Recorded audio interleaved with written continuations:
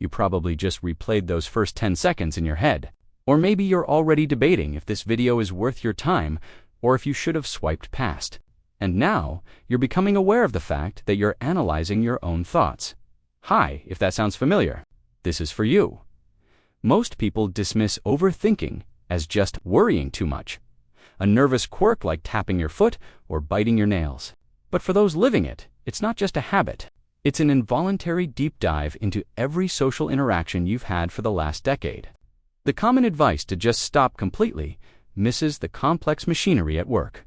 Once you understand the actual biological mechanism behind why your brain won't shut up, you might finally feel something you haven't felt in years. Understood, inside your brain. There is a specific network that researchers call the default mode network. Think of it as your brain's idle setting. The moment you stop focusing on an external task, like driving or working, this network switches on its job. Introspection, imagining the future, and scanning past social cues. In a typical brain, it's a background hum. In an overthinker, it's a deafening roar. But the real mystery isn't just that it's loud. It's why it refuses to turn off. You see, the brain isn't broken, it's actually trying to do something incredibly sophisticated. There is a thin line between productive reflection, where you move toward a solution, and what psychologist Susan Nolan-Hoeksma called rumination. Rumination is when you rehearse the problem in 20 different outfits, but never actually leave the house. Her research proved that this doesn't process the emotion. It actually preserves it, making it harder to move on. The irony is that you keep thinking because a part of you believes that if you just analyze it long enough, you'll find the key that makes it all okay. But why did your brain develop this hyperanalysis mode? For many, overthinking was originally a survival skill. If you grew up in an environment where you had to guess someone's mood or read the room to stay safe, your brain learned that constant scanning was a shield. You were being smart and adaptive. The problem is, you're still using that to A&M defense mechanism at the grocery store, or while reading a K-text from a friend.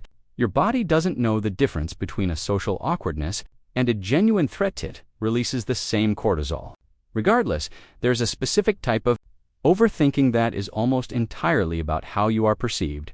You run simulations of conversations, drafting and redrafting messages not to get the words right, but to account for every possible way the other person might feel. Think about it. A normal person sends a cancellation text in 10 seconds.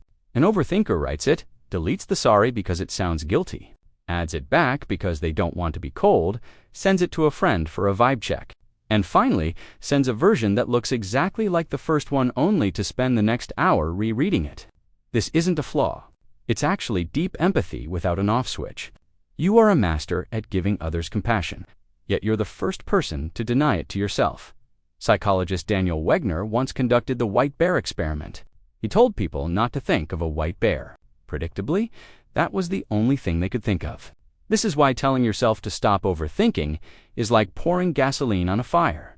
You're neurologically setting yourself up for a rebound. The goal isn't a silent mind. That's probably not happening. The goal is to change your relationship with the noise.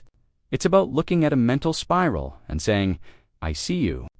I know you're trying to protect me, but I'm deciding you don't get the rest of my night.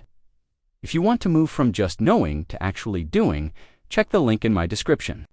I've put together a bundle of 7-day guides designed to help you clear the mental backlog and rebuild your focus. It's about daily actions, not just theories. Check it out in the pinned comment, and don't forget to subscribe and hit that bell so you don't miss the next deep dive.